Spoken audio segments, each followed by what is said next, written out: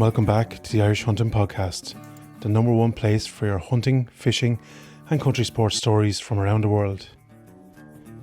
Stick on the kettle, crack open a beer, pull up the feet, relax and enjoy.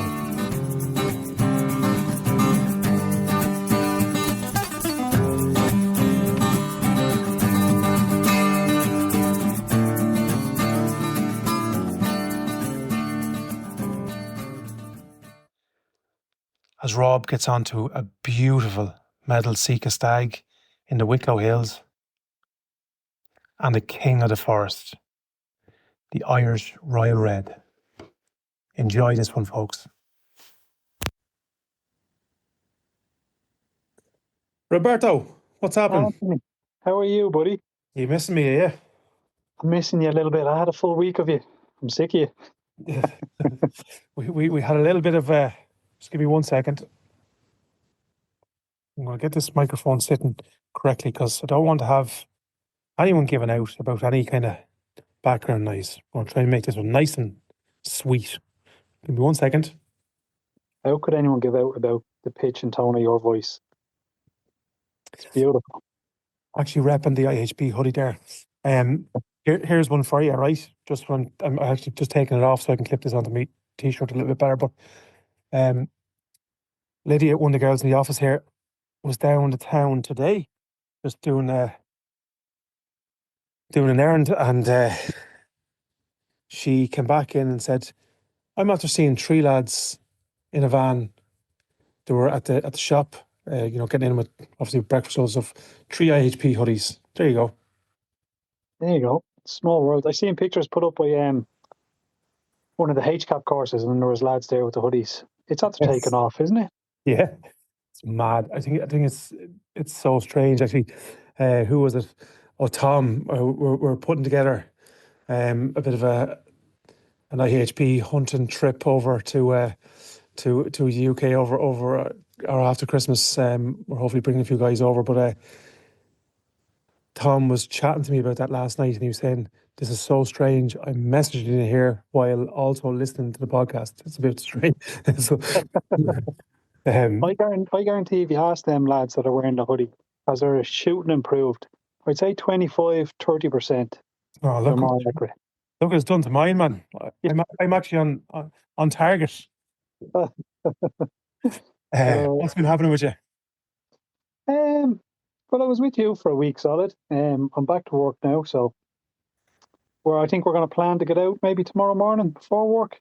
Yeah, we're hoping to get a little bit of a run out because we were kind of, we had a couple of moments like this before where we spend a huge amount of time together, and then they're like, yeah, we'll knock that on the head now for at least 2 days.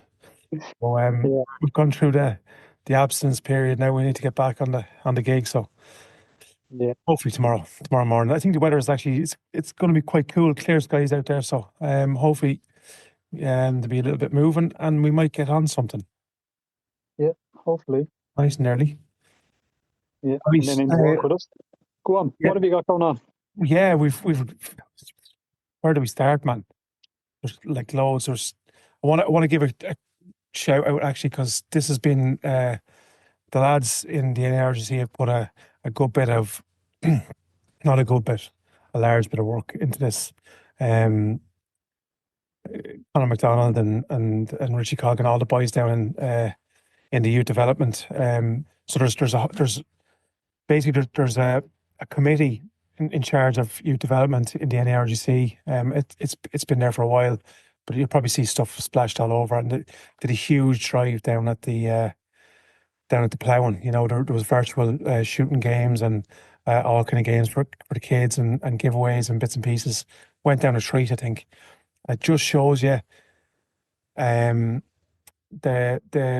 positivity and the drive around kind of country and field sports when we can showcase it, you know, and especially with kids. I think the benefits of that in today's world can't be understated. So a huge well done to the lads to put together a deadly art competition. I'm split into age groups, and myself and yourself are already chatting about that there now. We're sending out to a couple of schools and hopefully get a few schools in Kildare involved. Um, and yeah, get the message out there that that there's a whole different world apart from video games and kind of traditional mainstream sports. You know, there's clay That's shooting, brilliant. Isn't it brilliant? it's Like the work that you did last year with my son's school, they still bang on about that. I was So actually funny enough. I it was is making a big difference. yeah, it is, man. It's like that's you don't think it at the time, and I think I've actually been I've whinged and moaned to you because like that time is at a premium in all our lives and so on. And I'd be moaning like I don't know whether I have the time or the energy to do this, you know, um and then you do it. And I was actually chatting to Bridgie today from Shauno's school, and I'm mad to do the art competition and really, really excited. And hopefully, we're going to get one of the pheasants back in there before the season kicks off, maybe, and showcase it with the kids. You know, that they helped rear one of these birds, and here's one coming back fully reared and so on. And They would love that. yeah, yeah, like, and she was saying that there's other schools she'd been telling, you know, some of her friends in other schools in Wicklow and so on, and could they get involved? And so, like, it's like, you know, for ages you bang on a lot of doors and try and get in the door, and you persevere a little bit, and then when you get in, they kind of see what we're about and what we can do and what we can bring, and I said to Bridgie, like, she was thanking me, and I was saying I got as much out of it as the kids, like, genuinely, you know, like, because it's not like work, or it's not like, yeah, when you're putting it together and you're trying to make time for it, there's a bit of stress and hassle, obviously, you know, but when you go and do it, man, like, you come out with nothing, only a smile on your face. So, um, and I actually, I sent you a flyer today. I was thinking up things in my head of maybe trying to get into a few secondary schools, because again, there's probably a lot of young men and young women in second level, you know, who probably who don't, what would you say, conform to mainstream sport. You know, they mightn't be, you Yeah. know, athletic in terms of GA or soccer or the rugby. Um, but as I was putting it together, you've seen a little bit of it. There's like the clay shooting, the target shooting. There's you know, there's field sports in terms of hunting. There's horses. There's, you know, like it's there's a whole community out there, you know, open, wet, ready, and willing to receive new people into them. And And especially our community, buddy, because there's very little young blood coming through it. So we are crying out for new people. And I know from talking to some of the younger lads and ladies that they are very it might be fleeting and they might come back when they're a little bit older, but they're very interested. yeah, and I think if we were to bring in, you know, if we get in the door in some of the secondary schools, you know, bring in like a set of antlers and, you know, even I was thinking of empty shell casings and bits and pieces, you know, showing different, you know, I know this is, now this is in my head, so there's probably people out there, oh, you can't do that, but I'm talking about empty shells, you know, and You keep different your thoughts in your head, buddy. yeah, yeah. But different round size. Like I know for like I'd be interested in that. Oh, that's a shell case of a 270. Yeah. You know, there's a 6.5, this is a 308 or 30-06, whatever. And just or here's one right down to a 2.2, you know. So like you can, you know, like there's no young guy that's not going to be interested in hear about that, or do you know what I'm saying? How far will that travel, or you know, that type of stuff. Yeah. So there'll be a cohort into that, and then you'll get maybe someone else. You start talking about antler growth and how the bacteria forms at what time of the year, and they fall off, and there'll be someone else interested in that portion. Like you Exactly. never know who you'll grab in those schools.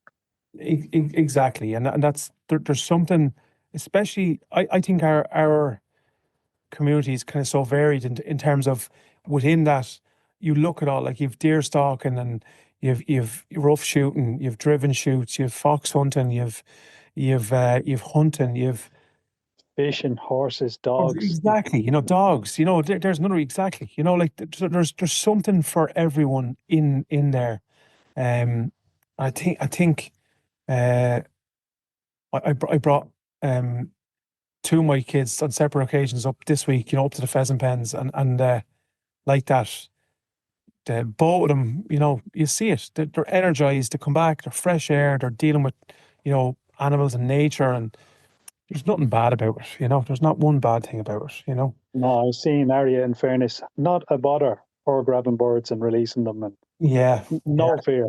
Where you get exactly, someone else who's never seen it or been around it, to run a mile from a bird. exactly. So yeah, we'll keep pushing. That's been launched there this week, and we'll get out into the schools with that, with the art competition. There's lovely prizes for the schools and stuff. And we'll keep banging the drum. And then in terms of the club work, Are you all um, set for the first? yeah, we've released the first tranche of pheasants, and then there was a little bit like, this is on me, right? Because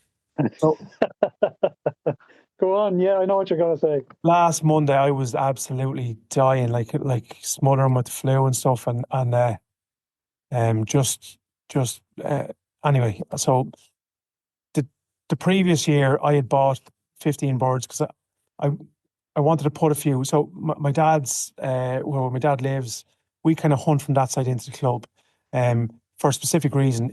We've permission on that land, but it's not within club grounds. Um, but it's just to keep on the first, to keep. So I bring the kids out, and it's to keep us on that side, away from the main, so away from danger essentially. And the lads are Yeah, not too having many bodies in a small area can lead to, exactly, yeah, exactly. So that gives us the morning shoot, and then as the evening goes on, it dies off because lads, go about their business, and not a whole pile go out for the evening shoot. I tend to stick it out, or we tend to stick it out. So yeah, the idea was I bought 15 birds last year myself. I had them in the pen, and they were released inadvertently by one of the club members last year. No malice intended, no big deal. But they were released in the club ground, and that was fine. I had no issue. So we just meant that we kind of hunted the club ground, and I kept the kids kind of nice and tight, and it meant that we didn't really get on any birds. I actually shot one, and I was shot again and claimed, by the way, but that's another story. But yeah, we didn't get on any birds, so it meant like all the lads, the brother, Dylan, and the father, which is the three people I want to get, who want to see on birds and stuff, didn't get on one. So um, this year I said, right, grand. So I kind of did the same thing. I got another 5 birds, and I said to Nolly, I said, look, I'll go up and collect the 20 birds whenever we're releasing, and I'll release them on my side. Ed McAvoy, who brings us some of our birds, kindly gave us a few extra hens. So I was going to bring, half a dozen of them and release them on our side. So again, this is all in the periphery of the club ground. So they're all intertwined. It's not that they're going to be staying on my side, you know what I mean? Um, yeah. but anyway, loaded them all up, ran around the pen, caught them up, put them in the racks, and I always tied them off, man, with a bit of string. But because I was dying, I just put them up in the back, the truck, the open body truck, and it's only like, a kilometre or two up the road. I took it nice and handy, but because there was 20 birds in one, well, there was 15 birds in one of the cages, and there was another 5 and a few hens in the other one. They kind of, I obviously went over the hump, and that coupled with maybe not having the second side of the sliding thing on the top of the rack, Yeah. not engaged properly. What I didn't know was obviously they got out. I went up to release them, went to the back of the truck, and the cage empty, and the white little slider it was Yeah. gone. So I was absolutely, I was kicking, Well, you know. anyone's driving behind you. The pheasants going everywhere. I know, man. I know. So yeah, that gave rise to a little bit of, nobody felt as bad about it as I did, but there's one particular lad in the club gave me a little bit of, well, not me, gave a little bit of blowback, and ridiculous. And look, I felt ridiculous, so he didn't Yeah. even tell him. So but yeah, so anyway, reached out to a couple of guys. Christy Malloy, in fairness to him, put me in contact, or didn't put me in contact, actually was collecting his own birds, got one of the lads to pick up 10, and one of the guys over in Highland Farm, friends of the podcast as well, kindly rounded up another 10 or 12. So, yeah, we got a dozen or 2 dozen out for the first, and we've hopefully a little bit of shooting and get somebody on a few boards. Brilliant. But the club as a whole has done very well this year in terms of birds, haven't they? Yeah, I think we've a total probably of somewhere between 350 and 370, dude, between hens and cocks going out. So that's pretty. Pretty good. Yeah. We held back. We're holding back 70 or 80 just for we released them. They were a bit smaller because they were the last ones to be hatched.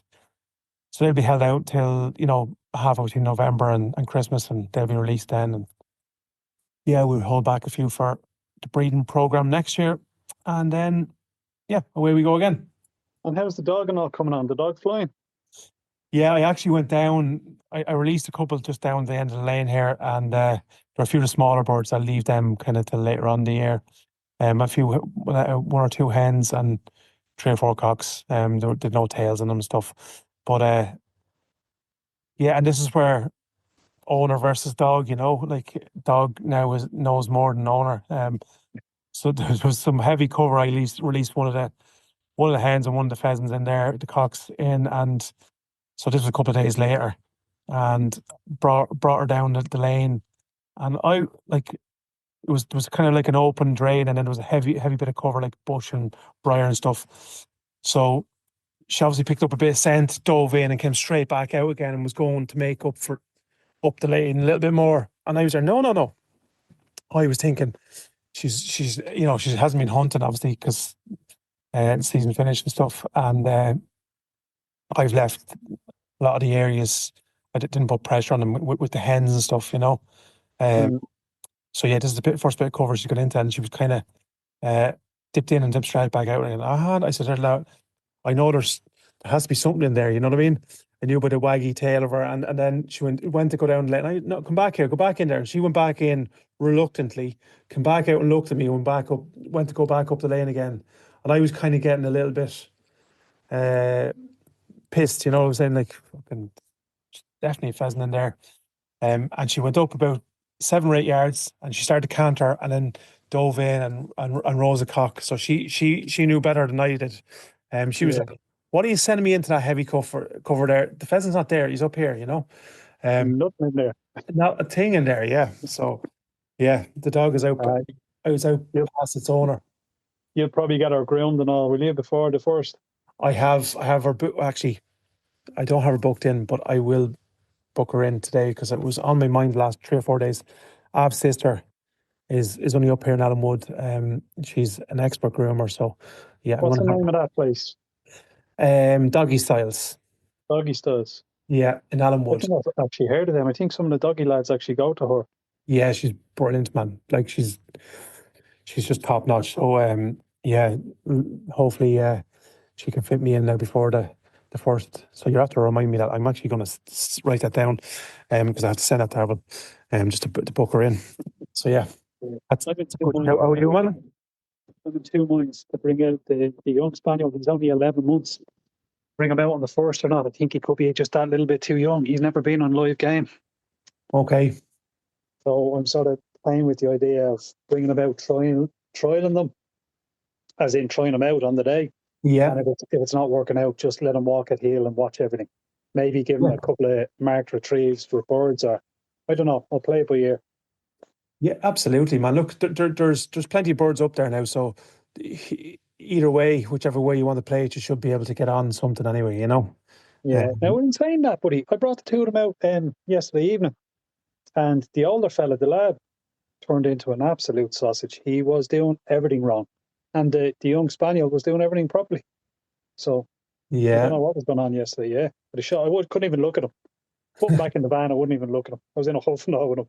Look, what's your thoughts on Finn, on the lab? What you're thinking about? I think I've said it to you. Yeah, because I'm never going to do trials or anything with the lab, and the labs are really just for retrieving. Um, so I'm training them for something I'm never going to do, basically.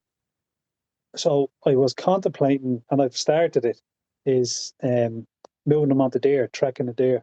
So I started him there during the week, and he's picking it up fairly lively. But I need more. I need more practice with him.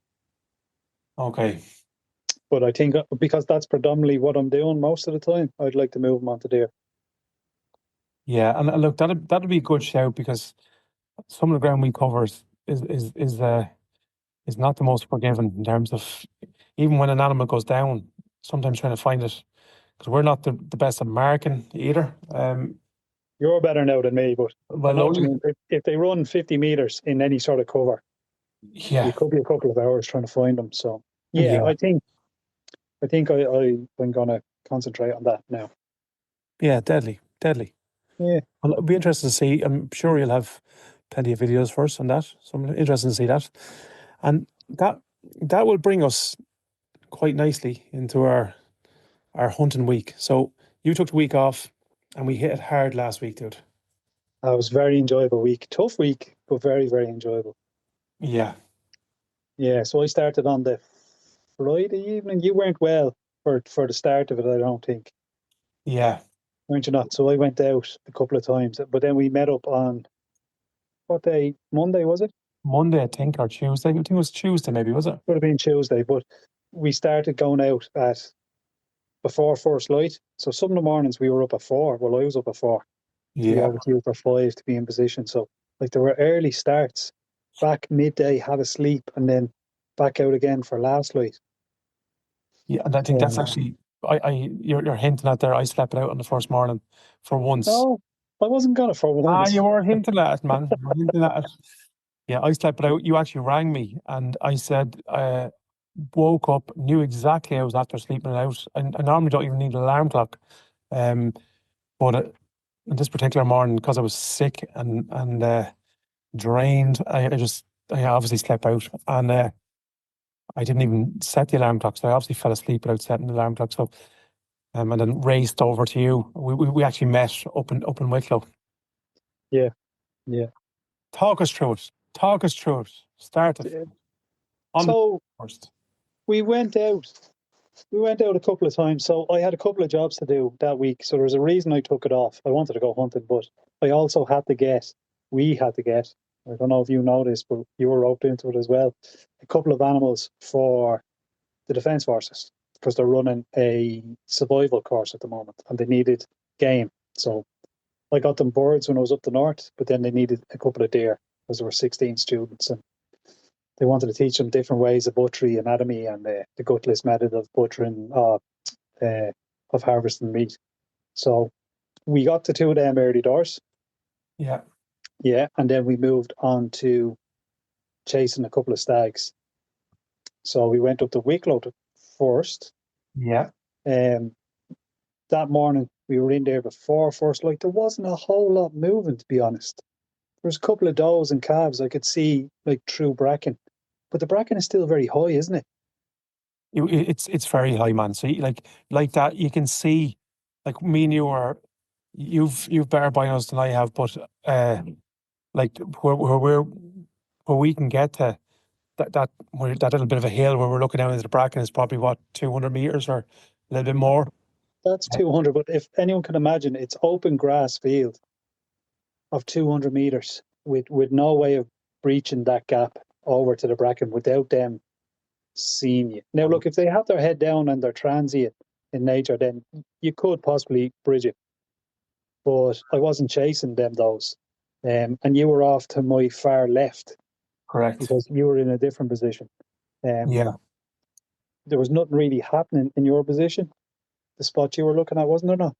No, like again, you're looking down that bracken and you can kind of just see every now and again, the bracken kind of moving. Do you know what I'm saying? So and like what you said there, if we're bridging that gap, all you want is one hind just to look up, whistle, and then that's your morning over. Do you know what I'm saying? So it's a difficult enough spot to bridge any more than the 200, and then as you said, there wasn't a whole pile moving in the open ground.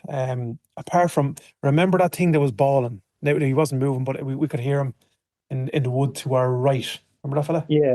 So he came fairly close to us. You know, he never came out of the forestry, but his roar, I knew by the way his roar had changed, he was closer to us than he initially started. And I thought he was going to come out, but I've never really heard roaring like that. It was a mixture between, I can only imagine it's a sika, it's a hybrid.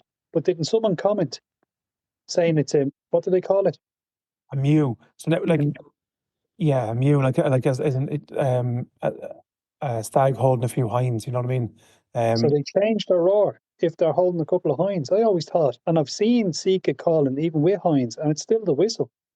yeah. No, I've actually seen it on one of the videos, or heard it on one of the videos.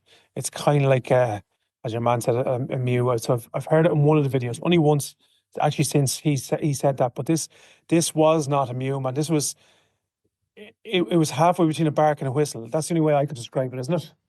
Yeah, it was very strange. Yeah, Um, but he was, and there was more than that one doing it. yeah.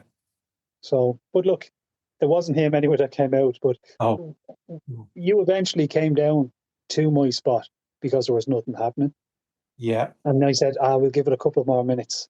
So you tipped on back up to yours. I yeah. was watching through the binos, and next time I started seeing bracken move. Did you see this stag appear? No, so I think like this is the thing. I was looking from, say, from for people, imagine, so there's a little bit of a hill with kind of a line of trees on it. That's where you were perched up looking down. I was over to the left, and between that there's a small bit of a new plantation, but it's only just been fenced off. So I can kind of see from the left hand side down in, and I could see there was that big kind of conifer tree there. I could see something moving there, and I was zoned in on that. And then again, like that, the bracken. I could see the bracken moving because the wind wasn't a whole pile of wind that morning. No, very little, So Anda was, and it was in our favor as well, to be honest. yeah, yeah, we were blessed, man. But Anda was moving. You could tell that there was something in there. But I was actually, that might be just an old hind or something. I couldn't see antlers. But I could see that when it came out. That kind of there was a big kind of a singular. I don't know what kind of a tree it is. It was kind of like conifer style type of tree, but I could see that moving, and then the bracken in front of it moving, um, and not long after that, then. But to answer your question, no, I didn't see it, um, initially, not initially. Yeah, I seen stuff moving, but I was watching a couple of things, and then I sort of had a feeling this could be a stag. And then he came out all proud and lifted his head up, and I just went, "Oh, look at that! Look at the rack on that lad." Now it didn't really sink in, even after I got him back, how big he was. Yeah, So when I was taking the shot, I was grand. So I got down prone, and I was lucky enough there was a prone position. And I actually dry fired a couple of times because he was in no major hurry. And I went, I'm comfy enough with that shot. It was, yeah,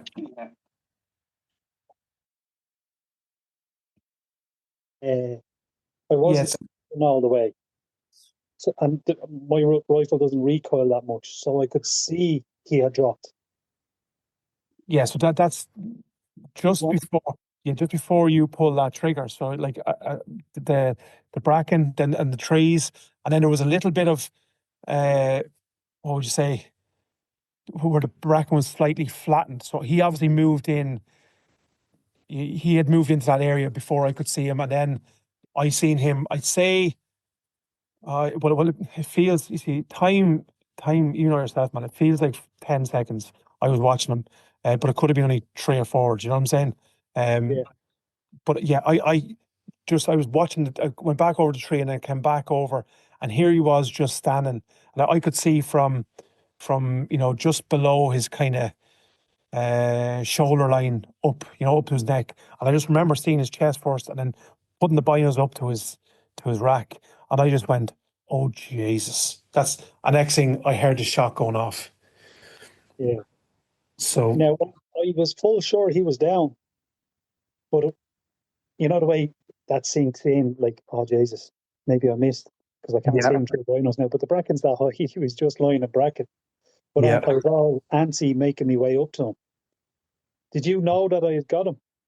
I kind of knew, but the beauty of where he stepped out there, you could hear the slap. You know what I'm saying? So I knew immediately he was hit because he went down my binos anyway. I was just literally looking at him 1 second, and I just went, "Oh Jesus!" And then just as the shot went off, and he went, and that's what we're saying about up there.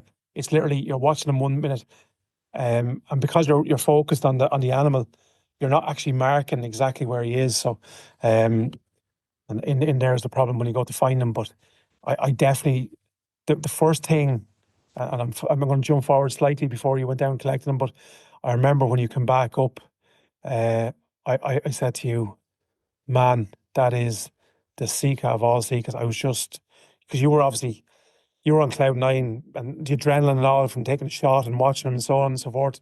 I was a little bit less what would you say, flustered. You know what I'm saying? Because I didn't, you know what I mean. I wasn't pulling on him. So, um, Is this when I came back down with him?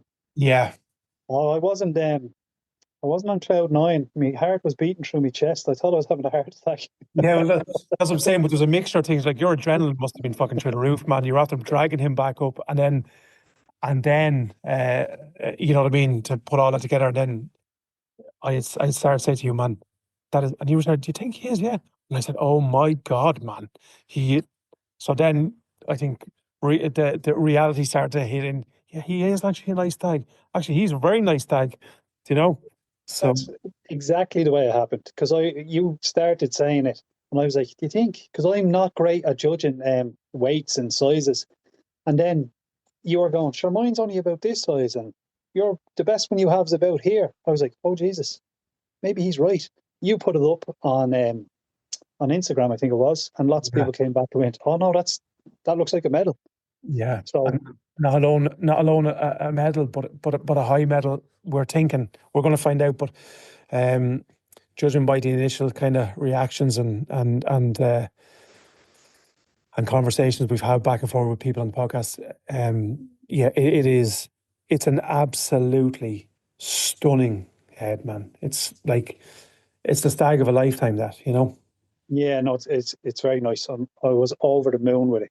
I've actually, off the back of those conversations, I made contact with what's the name in American system? CIC?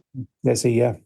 Yeah, so I made contact with one of the markers down here, Larry Taff, and I have to wait 30 days. For anyone who doesn't know, Sika isn't done on weight. Reds, fallows, and roe deer are all done on weight.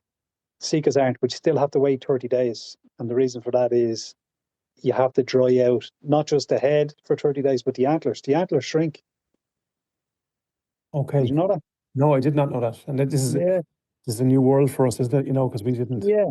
So Yeah. I made contact with Larry Taff, and he's going to mark it this time next month. But I made contact with him again today and said, listen, there's a lot of hunters that don't know about this service. Like if they have what they think is a really nice stag, can we do a podcast or can we do a video of how you're marking our watcher? So he rang me back, and he's agreed to do that. So he's going to mark mine whenever we turn up, and then he's going to talk people through, like after the fact, like we'll organise another date where he talks through how he marked mine and that Yeah, type of job. Whatever it gets, it gets. I'm just delighted. It's the nicest Sika I've ever got. So I'm dude. thrilled. Yeah, man. Like we could hunt up there for another fucking 10 years and not get something like that. Like, I mean, it's an absolute, and I think as well, just on that, like because this again, this is a new word for us in terms of marking and scoring and all that kind of stuff and evaluation and so on. But um, I'm pretty sure, man, there's stags hanging on walls around the country, probably medal stags that people don't know about. You know what I'm saying? It's and it's just a nice. I think it's a nice way of marking. Um, pardon the pun, but marking the trophy and marking the animal. If you potentially have a trophy animal at home, I think it's really cool. And this one is going to be the first one in the podcast. Yeah. So a lot of people mightn't even be into it, but what we're trying to do is get the word out that this service is there, and there's more than CIC marking, there's the Irish Trophy Association marking as well. So you have two different options on the island of Ireland of marking for medals. But Brilliant.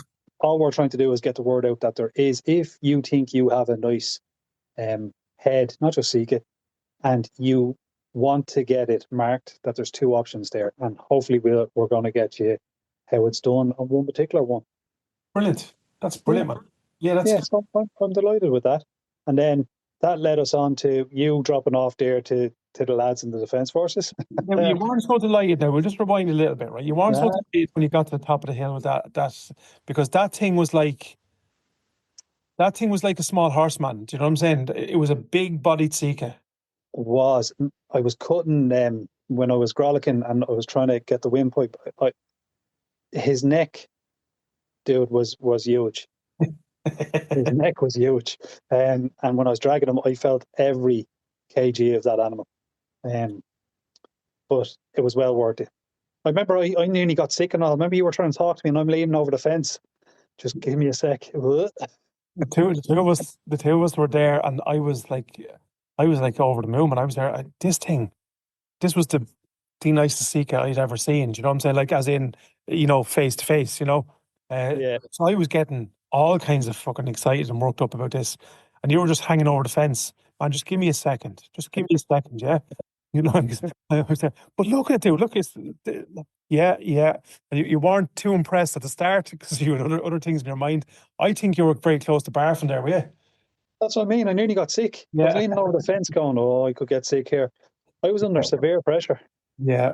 But and look, not a screed of sympathy coming from your not, direction. but look, I was delighted for you. I was delighted for you, in fairness.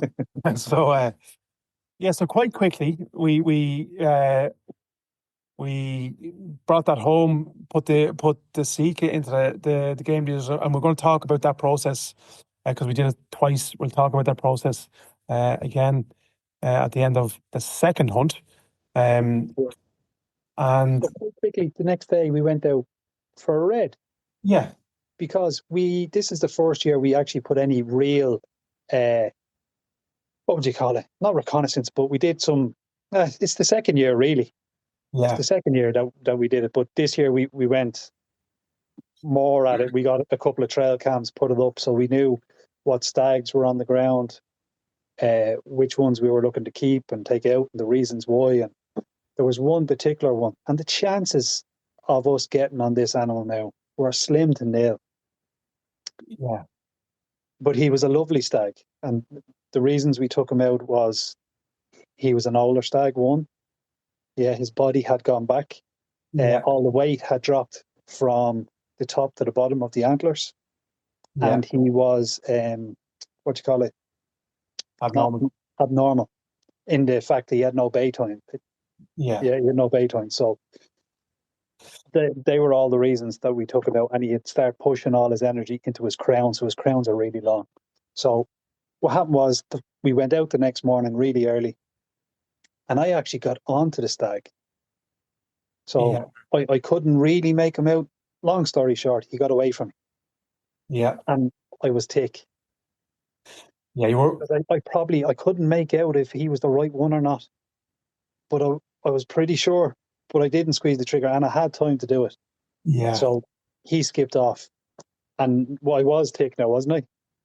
Yeah, look, and I can understand, right? There was a couple of things, right? Because we were debating, and we always debate which way we approach, which way we go in, and so on and so forth. And we had a little bit of to and fro as to which way we'd approach stuff. And then, obviously, the wind on that particular morning, in fairness to you, wasn't exactly because on other mornings there, where what would you say the normal wind in that particular field, just outside the wood um, would be in your favour, 9 times out of 10 there.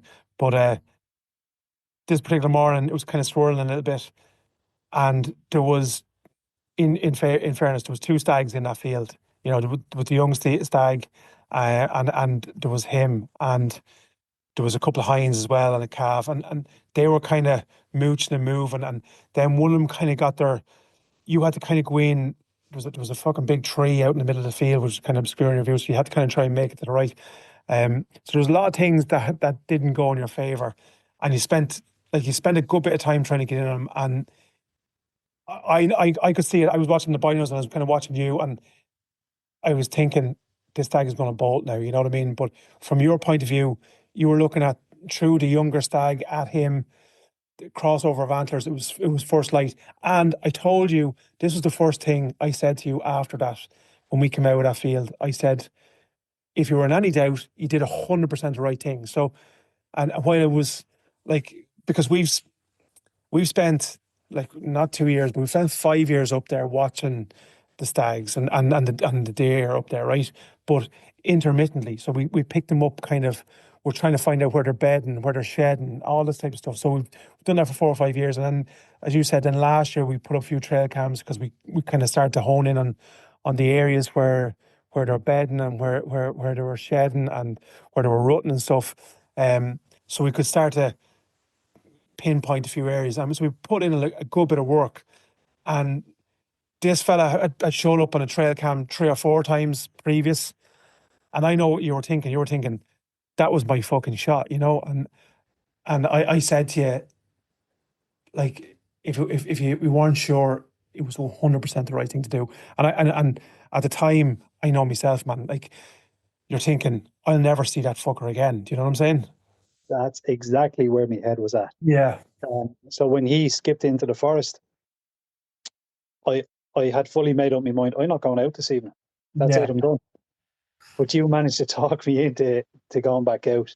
So I covered the same field again, and Yeah. you went to another field just to divide forces. Now, in fairness to you, you were putting me on a stag because you had got Jeffrey. Yeah. So you were saying, right, the next red is for you. So I was sitting there. It was turning dark, maybe an hour before dark, and then you rang me Yeah. and said, listen, there's something after calling in the forestry up here, and there's something answering over the far side. Yeah. So we made a plan, and two of us came together, and there was a path in between.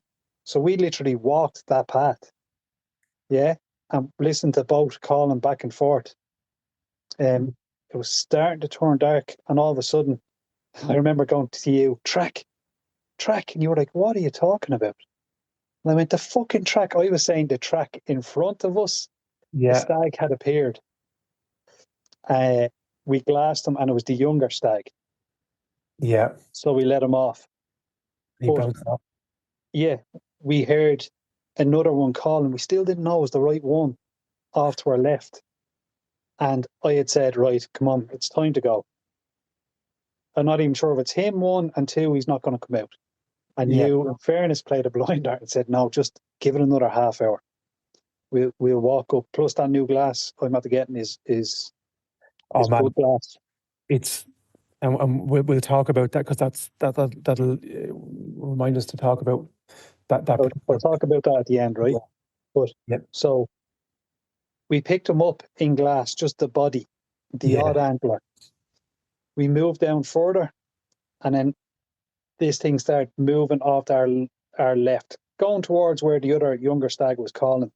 Next minute, he broke cover, and it was I call him Wobbly Willie because he has one on his crown. He has one long tine that's a little bit wobbly. Yeah. So we had nicknamed him Wobbly Willie, and I was getting all sorts of jittery. I wanted to shoot when he was still a bit behind cover, and you were the common voice in my ear For once, saying, man. For for once. once. But I needed it then, is the truth. Well, see, yeah. I'll let you go on because I'm going to tell him. So that was, and we're giving it from through Rob's eyes here, but I was actually got the beautiful fucking. If anyone has experienced it, when you know you've shot your stag, you know, for the year, the one you want. I was like, because I was in a beautiful fucking calm place. I wanted you to shoot, so I was actually observing through binos, actually through your binos, um, which was even better, and and like that, I was watching you and watching the stag, so I could see all of this kind of conversion. Do you know what I'm saying? Whereas you were looking through a scope, uh, and you could see what was through a scope, but I could kind of I could vary a little bit. So yeah, go on. Sorry, I interrupted. So you kept me nice and calm. I didn't pull the trigger. He just he it looked like he went back into the forest, but he didn't. He dipped down Yeah, a large gully and appeared broadside. Yeah. clear for a shot. I squeezed the trigger. I knew I had made contact, but Yeah. he ran. How far do you think he ran? Overall, he probably ran close to 100 meters, man. Yeah. So he ran 100 meters. 70 or 80. And Yeah. yeah, yeah. So I thought, oh, maybe that was a bad shot, right? Yeah. And it's only when we walked down further on the path over a ditch, and you said, I can see an antler in the header there. Yeah. I was like, you cannot show me. So I was looking through the book. Oh, I can. Oh, and then we start fist bumping with excitement. Yeah. We have this little fist bumpy thing. It's like I don't know. It's like a spasm. Fist bump. It's like fist bump on automatic. Just Yeah. I Yeah. Yeah. went over. Man, I was delighted with myself. Yeah. Probably more so than the medal, than the sika. When I say probably more so, there's something special about the Irish Reds to Yeah. me. Yeah. I Look, just think they're so majestic. exactly, man. They're the king of the forest. That's the reason they have that name is, they are, and they're I suppose culminating in the work when you put when you put a good bit of work into something and something comes off. I think it means that little bit more. Do you know what I'm saying? And we've hunted that ground now for a long time, and we've traipsed up there many days and seen nothing, absolutely nothing, and kept going and kept going and kept going. And I think that's what I think that it meant. And like I said to you, we did a little fist bump thing, man, and I did get kind of a little bit emotional. I have to say, man. Do you know? I remember you saying, dude, I could cry. I was like, so could I. Keep it together. I'm not crying. There's a bit of wind. A bit of wind, but yeah, no, they are. They're a special animal, man. I think for anyone who hasn't hunted them, they won't ever understand. But yeah, I think they're rightly held in great esteem for a reason, And Ah, they are. They are. And I got down beside him, checked him, like checked over the body, make sure there was no injuries. I was blown away by how much he had gone back, especially in his hindquarters, in terms of size and mass. Now I know he's over the rut, or he's coming to the end of the rut, but yeah, he had lost more mass than just the rut. yeah, Like he yeah, was an old boy. he was no boy. Because if you compare him to Jeffrey, the even though Jeffrey was still old, the body type he probably had. Your one probably had another year on, maybe two on Jeffrey. Yeah, yeah. But then I got behind and held up his head, and just the thickness, the girth of his antlers, and dude, I was over the moon. We took a couple of pictures, and then sure, the hard work had to start. There's no to say the easy part is pulling the trigger. Yeah, and it definitely resonates with Reds, doesn't it? But we'll rewind a little bit. So I'll give it from my perspective, because I got as I said to you, it was like watching a YouTube video. It was brilliant. I said to you actually that night, I said I had the best stalk. I know I said it in Hungary, but this genuinely, because I felt like we were hunting our ground. You know what I'm saying? And because we knew the ground and stuff. Um, when you were up in the other field, I knew he wasn't going to come out there. Yeah, because Did you? the following there just after when we had left up, we were in two separate jeeps. I had sworn I'd seen. I didn't say it to you. There's kind of a bit of a wood, and there's another open field, and there's another bit of wood, and I had sworn I'd seen something just jumping in the tail end of that wood, and I had a feeling. So when I went out into the field that I went out into, now the wind for me was playing havoc, because it was kind of coming side on and hitting me on the cheek and heading towards the forest. So I went right up into the top corner of that field.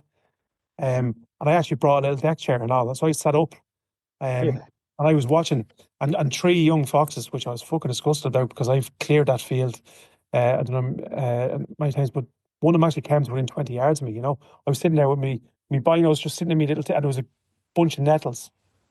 I was tucked in the middle of the bunch. Um, and you would actually rang me at moving down there, and I said no. And I could tell by the kind of, you said, well, sure, we'll give it another 20 minutes or so, will we? And this wasn't even at last light. Like, this was kind of, we were probably an hour away from last light.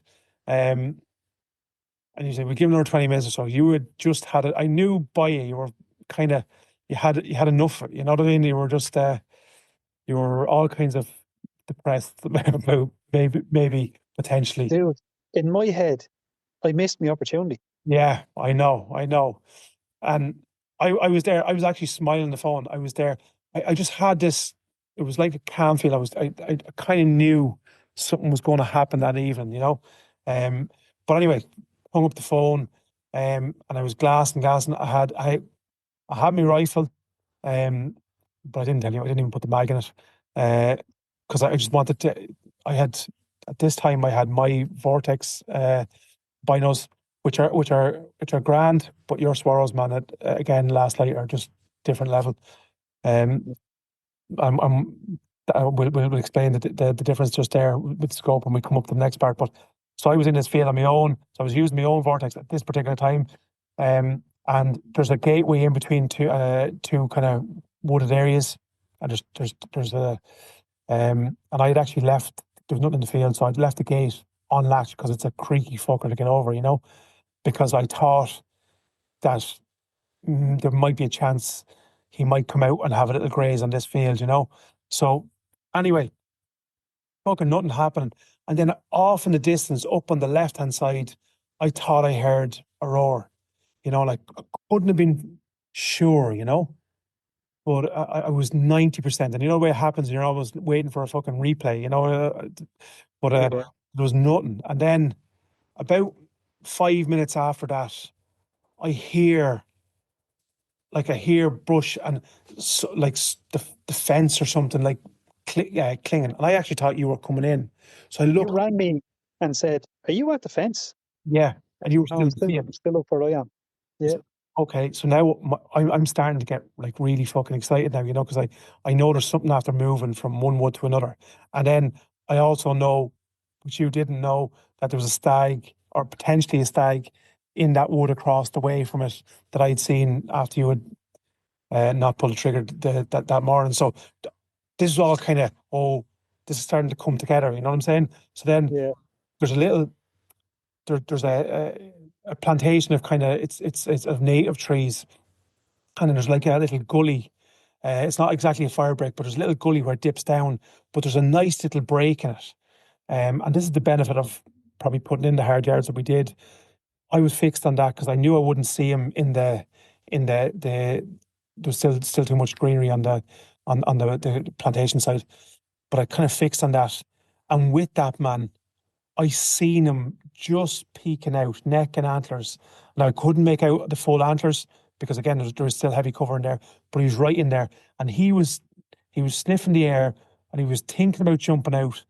And then I picked up the phone to you and I says, get yourself down here. The gate's off the latch. That was what I said, you know. And then so I had to come down through it. There was a little ditch to my right hand side. I came down through that, crawled out. There's a little tuft of rushes.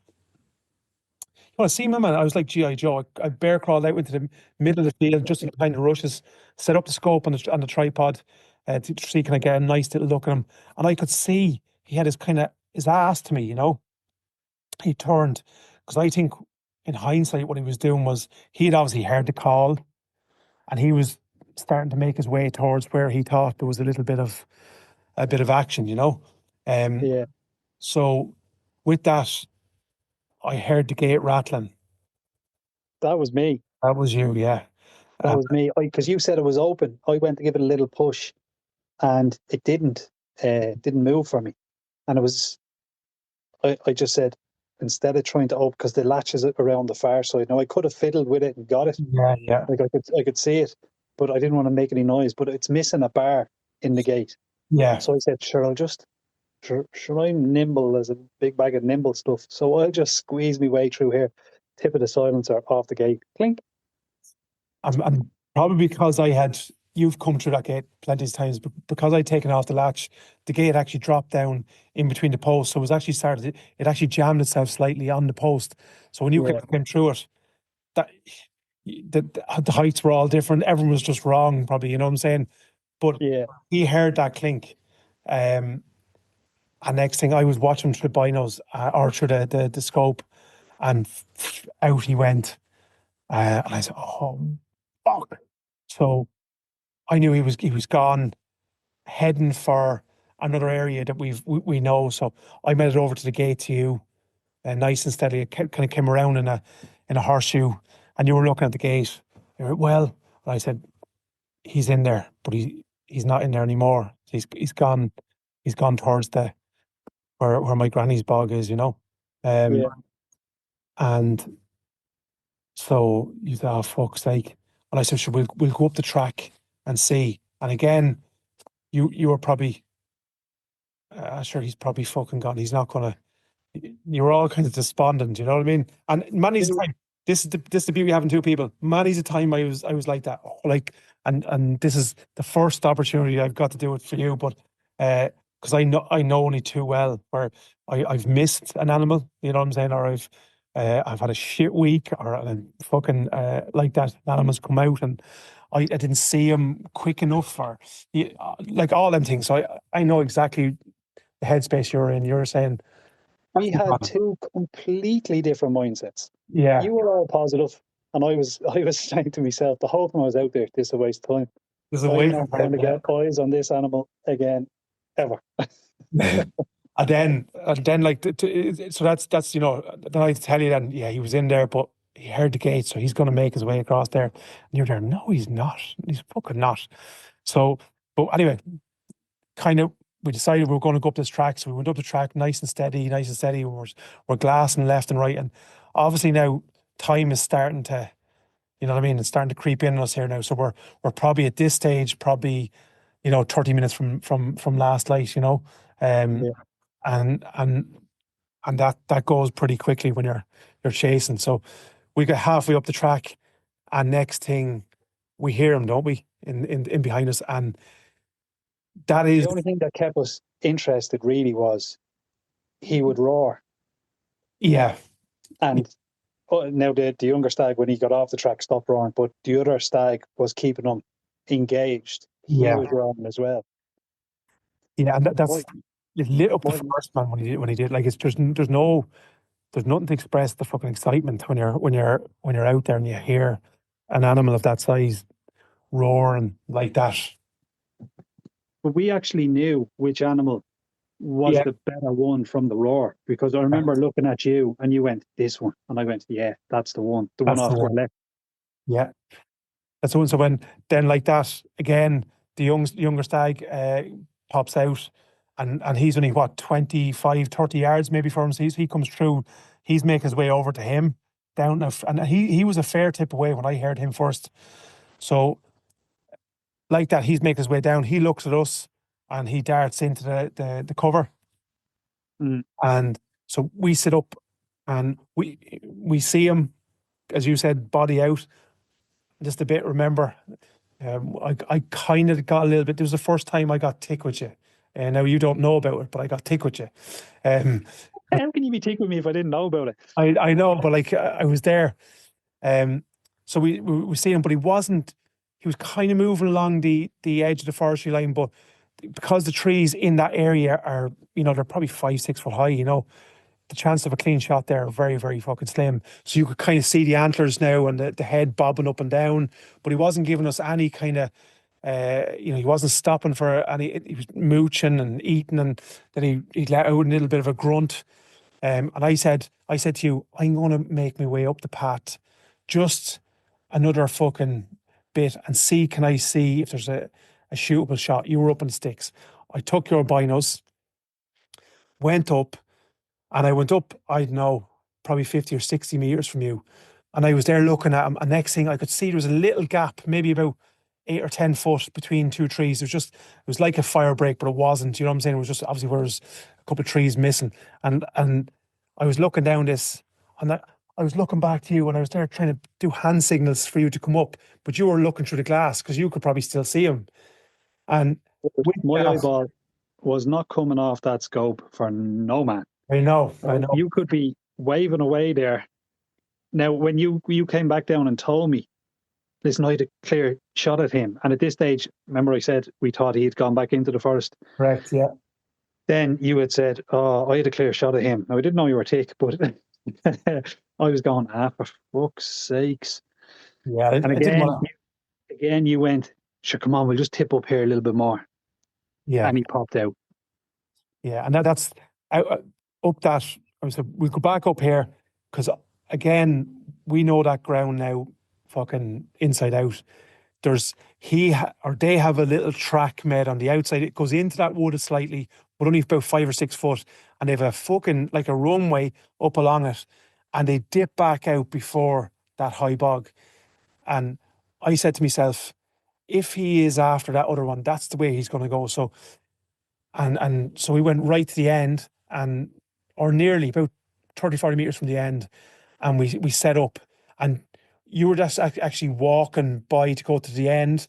And remember, I tapped and I said, "Dude, I could see a branch moving over at the edge of the wood," and you just came back, set up on your sticks, and we just watched them. And I remember I I was saying to you and to myself, I was there like, now just relax now, relax. You can see him here now, yeah. I was giving it like a little commentary, you know. So it's fucking, and he'd come up through the little bit of a wood, and then I knew there was like a little bit of a dip, and there was a slight little bit of a mound, and I knew when he came out before that dip, there was a lovely little gap, and that's look, you pulled off a beautiful shot. It was probably what 80, 90 meters, um, but a lovely shot, and he was roaring his head off just as he came through them trees. I just thought it was fantastic, man, just epic. I couldn't It have was brilliant. couldn't That's probably the happiest. Like I was happy in Hungary, yeah. but I was happy like I said, there's something special about getting an Irish red that you have been uh, Work- monitoring or yeah, yeah, trying to hunt for a couple of years. It was brilliant. yeah, no, But it was then the Grollock, and man, there's some animal to Grollock. Those knives are the two knives we have are lethal, man. and Like then they make short work of even the big reds. yeah, and they were after doing a bit of work on reds. We haven't sharpened them since Hungary, man. I like that still they got through him, and that was and my one didn't have it easy over in Hungary. Like that went through a breastplate over in Hungary, and your one didn't either. So like that, we didn't even give them a lick, and we made short work of him. So not short work, but Yeah, we Grollocked them and yeah, we brought it to handy enough. Yeah, but and for anyone who's listening, we're actually doing a raffle on two of those exact knife makers. yes, And as far as I'm concerned, two of the best in the business here in Ireland. yeah, So if you haven't, jump on that. It's up on social media. Um, we got him into the game dealers, yeah. and And then that's a nice that smooth was process as well, man. Just to fucking bring them in, they hook on, take them off the bed of the truck. You sign your docket, and you're out. yeah, yeah. No, it was grand. Um, and then we might actually look. We might talk to the game dealers and see would they let us do a video and a talk through of what's involved in that, like what Yeah, qualifications you need, who does them, and then what you do when you get there. yeah, Yeah, absolutely. we might that might be something we look into. We'll go back and talk about the glass. Isn't that Yeah, glass very good? dude, you were saying only for me, like fuck that. Regardless of if you had God Almighty walking up that track with you, without that glass, man, because like that, you by the time you pull that trigger, man, we were. I'm telling you, we were last light and 5 minutes. Do you know what I'm saying? Like you were, like you could barely see, man, and you put that glass up to your eyes, and like that, it just gives you that extra couple of couple of minutes, which is inevitably when they're fucking moving. Do you know what I'm saying? That's Yeah, always the way. Like they're never coming out at an hour before last light, or any of the ones that we've been on anyway. Just tend to seem to be last light just at that edge, you know? yeah. So the last glass I had, I did a review on it, and I said it then that it didn't really suit my eye, Yeah, but this one does suit my eye. yeah, So, and what it is it's a Smith and Bender, what you call it, polar, polar is yeah. it? Yeah, I'll do a full review on it. So we looked through a load of glass there in Lakelands, and we I settled think it's on 16 by 50, is it? I think, is it? No, it's 5, four, 4 by 16 by 56. It's 56. 34 mil tube and it's in milliradians and a dialable turret, and it has a parallax and illuminated red all the way from 0 to 11, as in strength. So you can shoot during the day with the illuminated red on. But I'll do a full review on it because I think it's really good glass. We settled on two, that and the Blazer glass, and I would have probably picked the Blazer glass if because I was getting a good deal. If it came in a mill turret. Yeah. Um, but Noel was looking into that for me. Could I get a mill turret? But I was too impatient. I pulled the trigger on this one. But I'm delighted I did. Yeah, and I like that, dude. When we were down there, we looked through about that's the beauty of down there. You can look through some, I think we looked through we had six scopes at one stage, and we were just picking one up, putting one down, and we were going back. And I had said, oh, I didn't like them ones. Just my eye, the Zeiss was, and the minute the Blazer one, obviously, because I looked through yours previously, so I knew I was going to like that. I just love the clarity of it, and the very minute I pull it up, um, you kind of just know. Do you know what I'm saying? And then the Schmidt and Bender, the Schmidt. See what it is, Schmidt there. Um, Give me a minute. Schmidt. Uh, I put it up, and I had never looked through one of them. And I remember saying, I just said to you like that's fucking savage. And Yeah, I knew Smith and Bender are good. Like I've yeah, used you the work with them. PM2. Yeah, but yeah, no, I'll do a full review because I think it deserves it. For anyone who's going to spend money, and all those glasses are top end glass, and they're all expensive. So if there's a young lad or someone who's going to spend money on glass, I'd want them to spend money on the right glass. Yeah. So I will take a little bit of time and effort and do that. But yeah, so that was the hunt. Then sure, we were sick of each other because there was a couple of hunts where we didn't get anything in between all that. Like we were a week solid. Solid, yeah. Yeah. And then I had a full day of then boiling out heads. So the next day I did that. I was sending you updated pictures as it was going. I was delighted with myself. Sure, we were. I was fucking excited. It was you to send me that. The minute you have that boiled out now, man, and I was like, oh, geez, it got nicer. It's got his cornets again. His features was his cornets are nearly when we were looking at him live, they were nearly meeting. So again, Yeah, one of the things where when you're deciding on the animal, you're trying to. I know the science part, it comes down to probably the teeth and so on, but you obviously can't take his teeth out before you shoot him. So you're using all these kind of techniques that we've picked up, and probably not probably haven't perfected from Hungary, in how you determine the age and what animal to take. And like that, he just got better on the wall, man. I have a picture there with you with thumbs up, and it's fantastic. It's just fucking brilliant. I was thrilled for you. Congratulations. I'm still I excited. was I was chuffed, and thanks a million for everything. And how lucky are we to have? Like I know I've done it for you, but to be able to return the favor to me and be Sure, the that's common voice, and like there's never any fighting. I'm not sure if this is with all hunting partners that there's never any. In fact, it's probably the opposite. We'd always yeah, go, "No, go on, you shoot. Go on, you do it now. Go on, yeah. go on."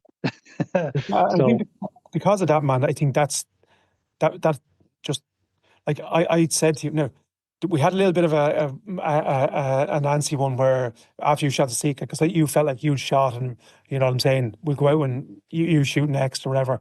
And I said, no, we're going after red. Yeah, only if you agree that if you see him first, you'll shoot him. And I had to agree to that. But yeah, under no circumstances was I ever going to pull that trigger. You knew that deep down anyway, but I had to tell you that to keep you fucking feeling. I wouldn't have went if you didn't say I know, that. I know. Yeah, And that's the beauty of it is this is me returning fucking 10 years of hardship. You know what I'm saying? I've only got to do this, probably once. Um, so yeah, and and I know that ground. So this is my turn. This is my turn to bring my little bit to it. The Wicklow ground that we shoot far better than I do.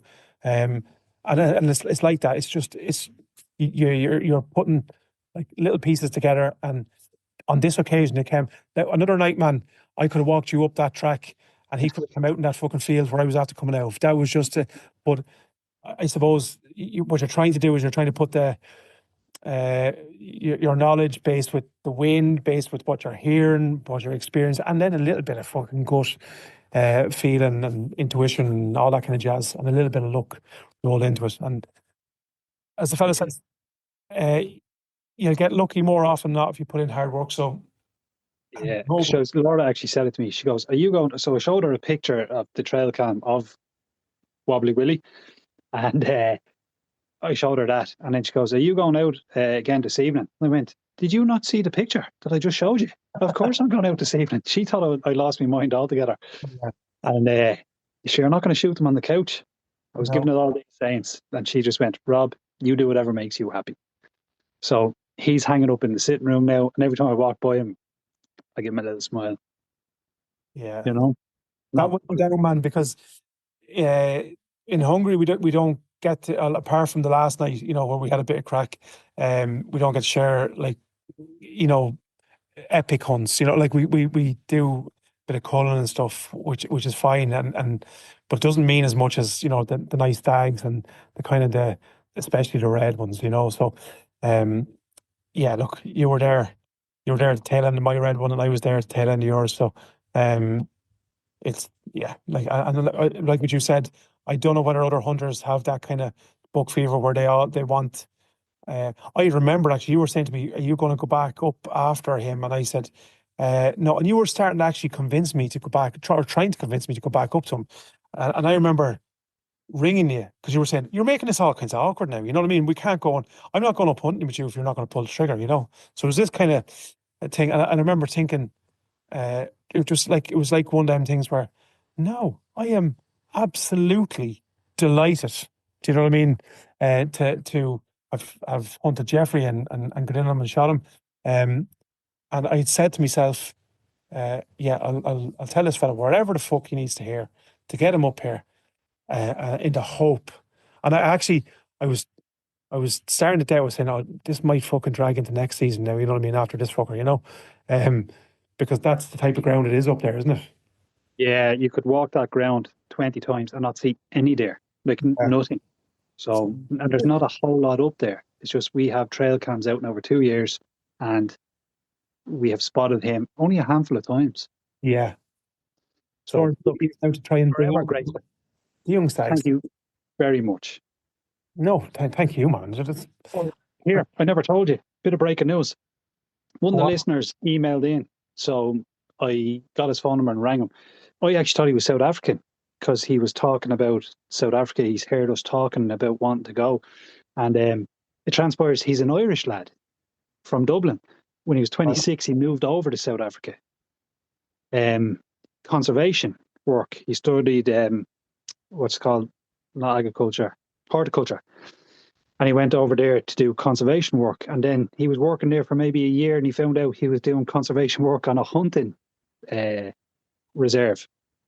So he was all sorts of torn up. Long story short, he actually got into hunting from that experience. Really cool dude. Talking to him there last night, and he's agreed to come on to the podcast and talk us through um, conservation work and how the South Africans do it, because it's big, big business over there. Yeah.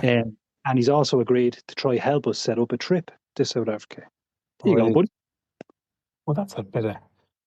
That's not small news. That's huge news. And yeah, and I have a little bit of news myself, my man. So it's all coming out here now. You're expecting. You're expecting again. No, well, Congratulations. if you see me now, man. I tell you, I'm in good nick now, man. Lost 4 kilos. For anyone losing 4 kilos is probably half their body weight. For me, it's like um, a wart on the side of my toe. But anyway, uh, the oh, I was going to have me words chosen to describe him. The uh, the the encyclopedia basically of deer hunting, um, David Dunn. And look, we've been after Dave to come on the podcast for quite a while, and uh, I know he's hugely busy. He brings lads out. He does mentoring. He's does a lot of work with the Age Cap and stuff, and obviously he has his job in Lakelands, and then he does a little bit of hunting and so on with the family and himself.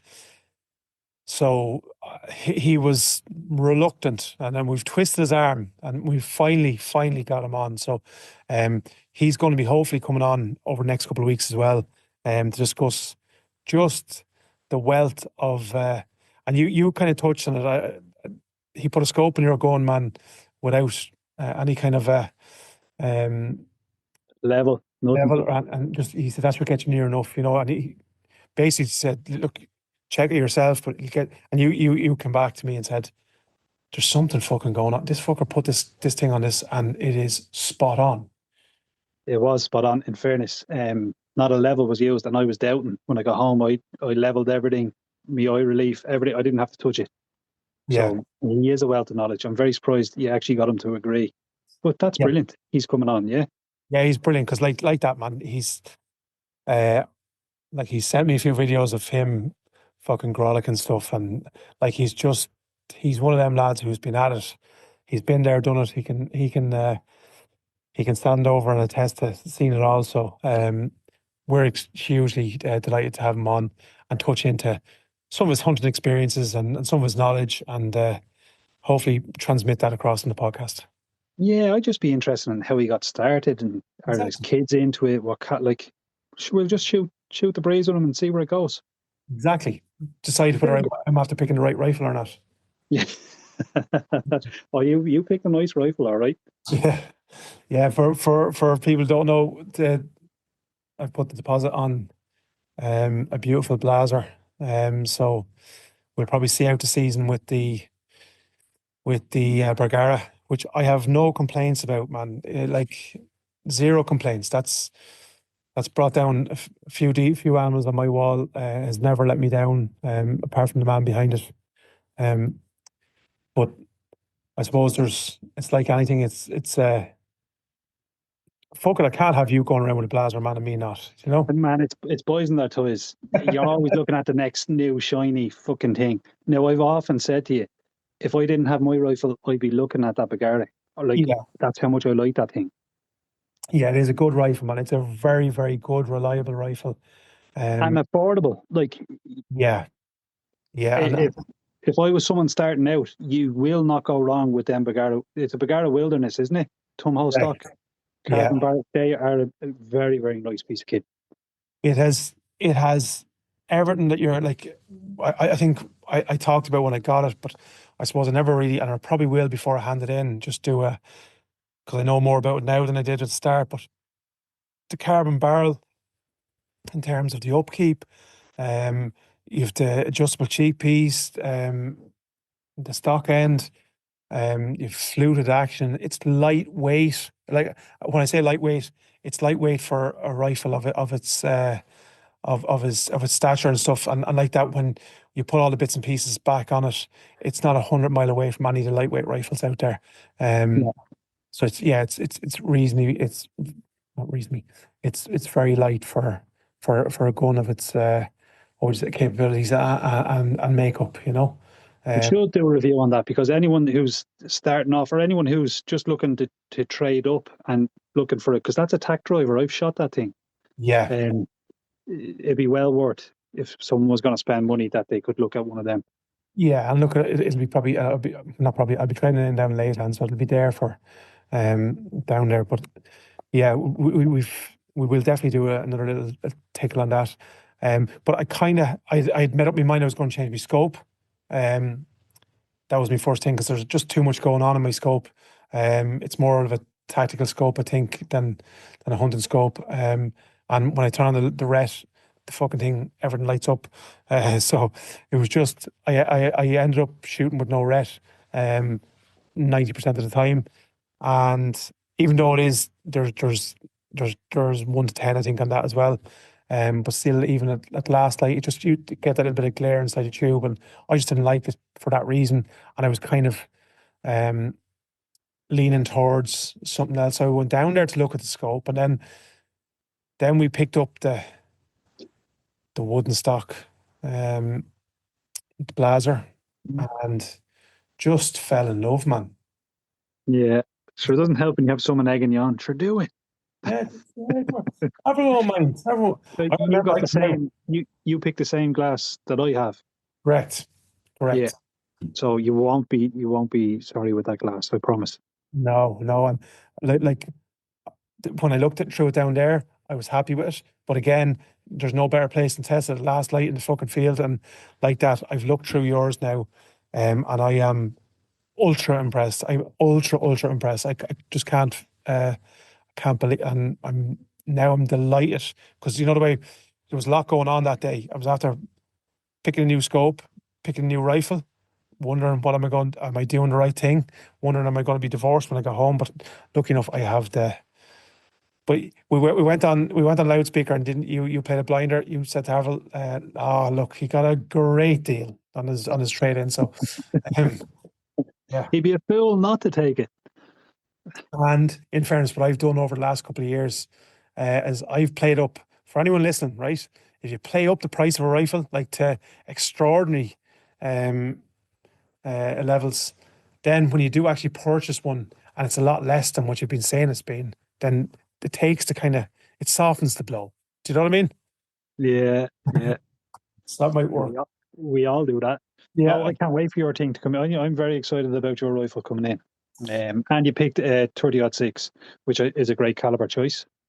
Yeah, look, me and you were debating, weren't we? Again, like this was going back and forward. I was leaning towards 270, and then I do, as you know, a good bit of Fox control and stuff.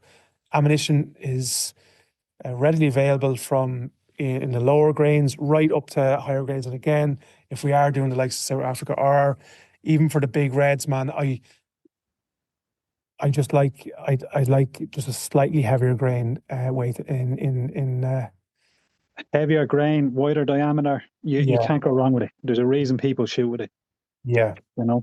And talking to yourself, talking to Stevie, and it was just like there was a combination of probably about 4 or 5 different things. So yeah, settle on the 30-06.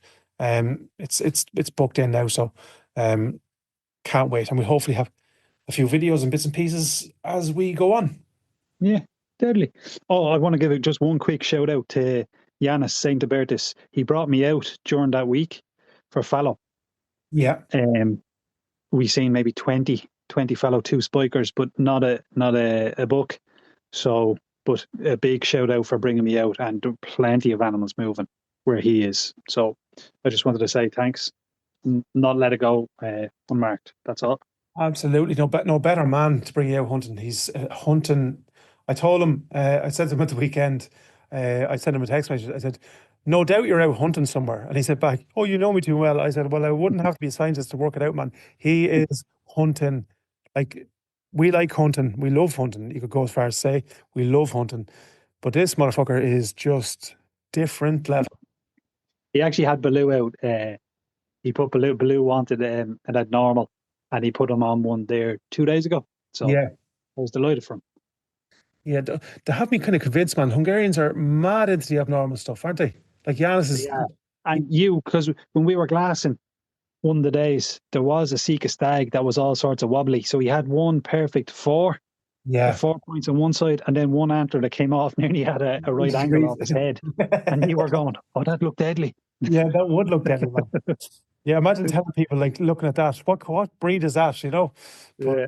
yeah, so look, lad, we've a lot going on. We've East Coast taxidermy as well. We have what else? We have something else. Oh, we've a couple of big announcements coming over the next couple of weeks. Stay tuned. Stay tuned. We're gonna blow it out of the water now. We're on a roll. We're gonna keep it going. Thanks, buddy. Go on, I'll leave you for the evening. As always. All right. Over and out, Pat. Over and out, buddy. Talk to you. Bye, bye, bye.